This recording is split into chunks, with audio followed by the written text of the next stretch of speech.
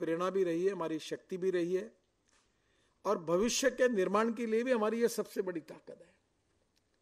क्योंकि इन्हीं लोगों से हमें प्रेरणा मिलेगी त्याग, बलिदान और तपस्या की। इन्हीं इतिहास से हमें प्रेरणा मिलेगी देश के सर्वस्व समर्पित करने की।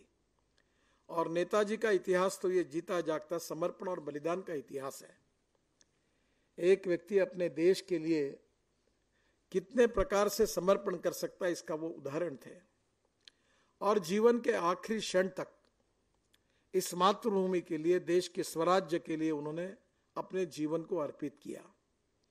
और इसलिए 75 साल पहले स्वराज्य हमको मिला है, पर इसका सही में स्वराज्य में निर्माण होना, ये जो उनका सपना था, ये पूरा करने की जिम्मेदारी इस पीढ़ी पर है।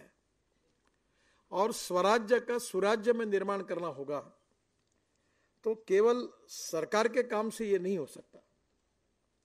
ये जब होगा कि सुराज्य बनाने का एक जन आंदोलन इस देश में हर गांव से लेकर दिल्ली तक उसी दिशा में अगर गतिशील गति से आगे जाएगा तो ही ये संभव है।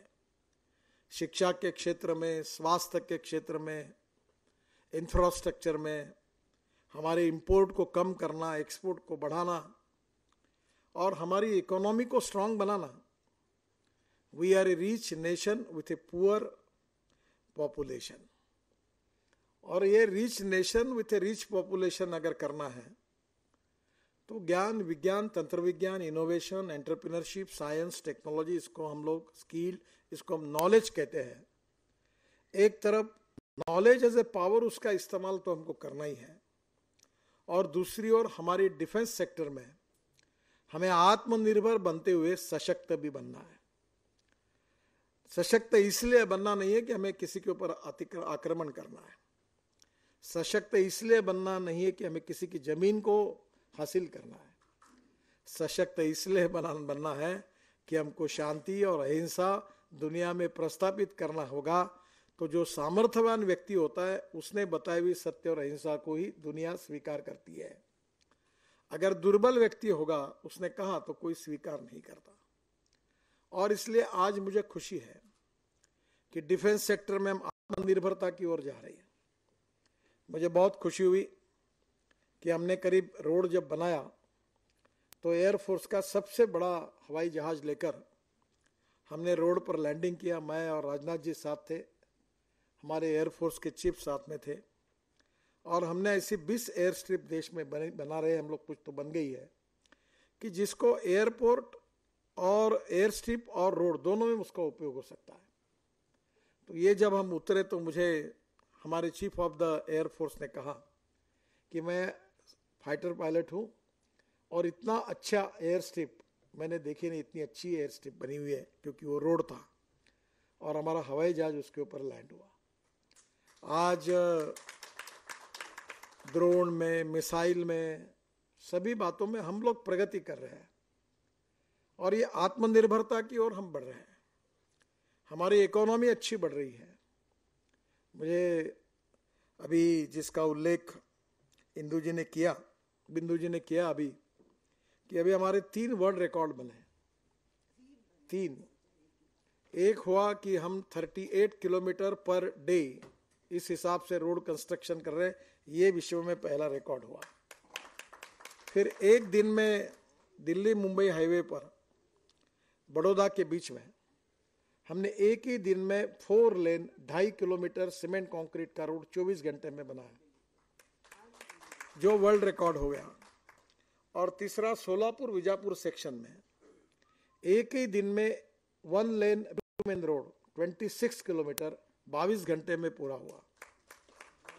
तो ये सब बातें जो होती है, ये स्वाभाविक रूप से नेताजी जैसे लोगों का सपनों का जो भारत निर्माण करना है, उसी के तरफ हमको जाना है।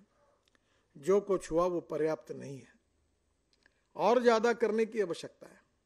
और इसलिए स्वाभाविक रूप से हमारी नेताओं का, विशेष रूप से नेताजी जैसे नेताओं का स्मरण करते हुए, हमारे लोगों को उस दिशा से प्रेरित करते हुए, हम हमारे देश को, भविष्य को बनाने के रूप में हम जिस गति से आगे जाएंगे, उसी से वही सही रूप में नेताजी को आदरांजलि और श्रद्धांजलि होगी। मैं मानता हूं कि इस भावना को जगाने की आवश्यकता है और ये नेताजी सुभाष चंद्र बोस के नाम से ये जो INA ट्रस्ट है, इसको मैं विशेष रूप से अनुरोध करूंगा कि छोटी छोटी बातें बहुत महत्वपूर्ण होती है। अब नेताजी मिलिट्री एजुकेशन के एक प्रकार से हमारे प्रेरणा स्रोत थे। अभी भारत सरकार ने कुछ सैनिक स्कूलों के बारे में निर्माण करने के बारे में कैबिनेट में प्रस्ताव पास किया है 100, ताकि हम किस प्रकार से हमारी भविष्य के इन बच्चों को मिलिट्री एजुकेशन से परिपूर्ण अच्छे नागरिक कैसे बनाए।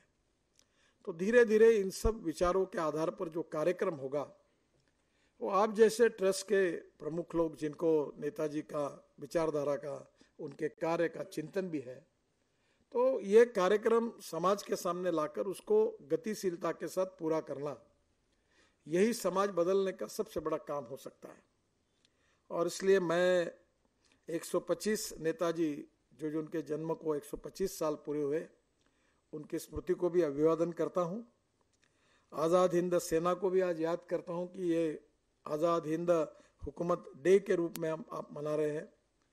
नेताजी को आज मैं अपने तरफ से उनका अभिवादन करता हूँ।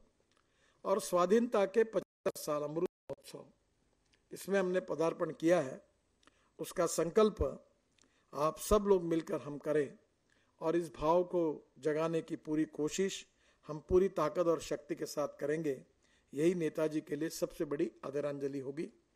फिर से एक बार ट्रस्ट को मैं बहुत बहुत धन्यवाद देता हूं कि जिन्होंने नेताजी का स्मरण किया है, और इस कार्यक्रम के आयोजन के लिए भी धन्यवाद देता हूं। बिंदु जी ने भी बहुत अच्छे चिंतन करके इसके बारे में अपने विचार आपके सामने रखे, उनका भी अभिनंदन करते हुए अपनी बात को समाप्त करता हूं। धन्यवाद, नमस्कार। आई भवानीचा गजर म्हणजे